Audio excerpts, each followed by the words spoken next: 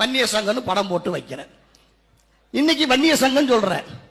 தேர்தல் வந்தா என்ன செய்வேன்? தேர்தல் வந்தா நாங்க இருக்க கட்சியில தான் ஓட்டு போடுவோம் சொல்றேன். அப்ப எதுக்கு நீ வன்னியர் சங்கம் சொல்ற? தேர்தல் வந்தா பாட்டாளி மக்கள் கட்சிக்கு ஓட்டு போடுறேன்னு சொன்னா அது உண்மையிலே நீ வன்னியர் சங்கம் வன்னியர் சொல்றதுல அர்த்தம் இருக்கு. இன்னைக்கு வந்து வன்னியர் சங்கம் சொல்லிட்டு தேர்தல் வந்தா நான் திமுக ஓட்டு போடுவேன், அண்ணா திமுக போடுவேன். நீ அங்கேயே இரு.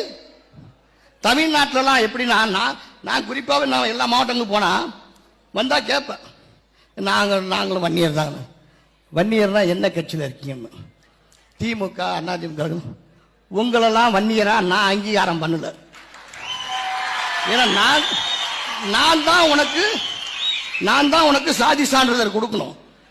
நீ திமுகவில் இருக்கிற அண்ணா திமுகவில் இருக்கிற நீ கருணாநிதி ஜாதி, நீ அண்ணா திமுகவில் இருக்கிற ஜெயலலிதா ஜாதி. ஒன்னு நான் வன்னியரா அங்கீகாரம் பண்ண முடியாது.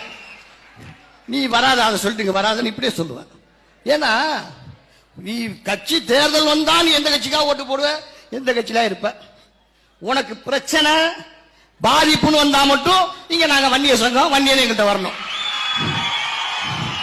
அப்ப நாங்க வந்து உங்களுக்கு நிக்கணும்.